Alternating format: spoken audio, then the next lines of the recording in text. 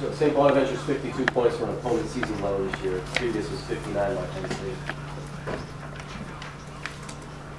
Andre, you didn't really have to deal with Andrew Nicholson too much in the first half. Was it kind of a concerted goal and effort of the team to get him into foul trouble early, or is it just something kind of worked out? I guess it's something that worked out, but basically, I know we were trying to get him in foul trouble, but we were basically trying to keep the ball out of his hands. So that like helped us out in the first half of getting that too early.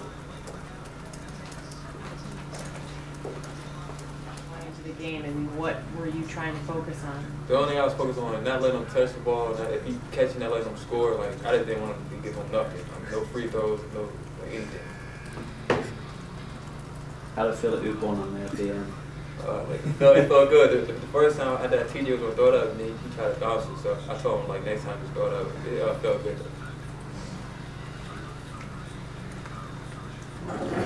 Okay.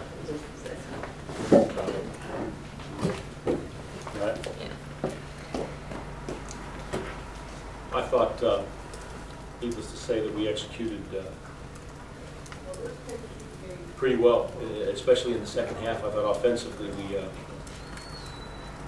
we got out and got in our transition game, made really good decisions, but it was our defense today that carried the day, and you know, we've been talking about that pretty frequently throughout the last couple of days. We have a world of respect for St. Bonaventure. We think that they're a very, very good basketball team.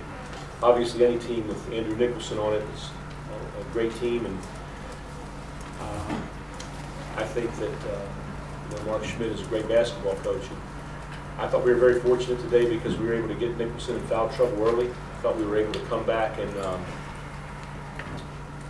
you know, in the second half, have a couple of those block shots to where we helped on him and it was effective, and we got the ball loose and we just able to get it out in the open floor, and when TJ gets in the open floor, we're a pretty dangerous team.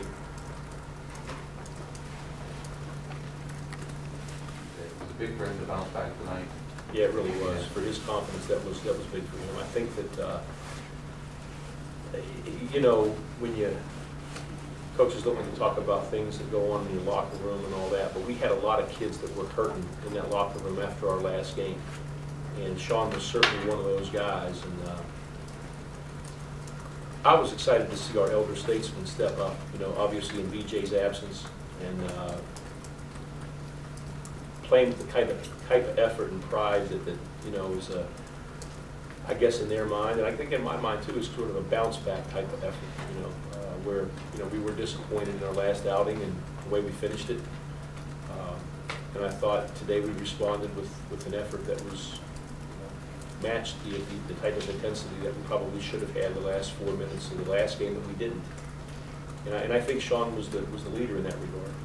He's got a lot of pride, and he's a tough kid. And you know, as much as I felt for him after our last game, I'm happy for him and proud of, you know, the way he was able to respond today. Nicholson enough. I mean, did you go in knowing that he is kind of vulnerable to getting in foul trouble early, and was that kind of a plan of yours?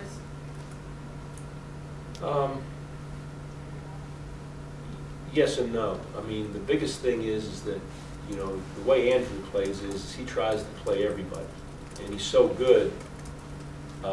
As ridiculous as it sounds, he's good enough to do that at times. He's kind of like Damian was for us. You know, he can play 2 and 3 people on one defensive possession because he's so long and active.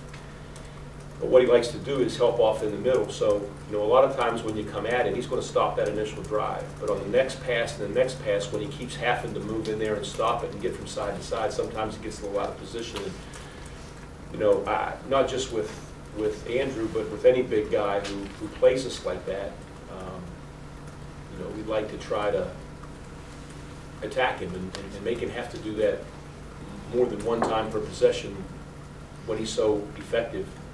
But by only doing it once, we're going to try to make that a multiple time situation.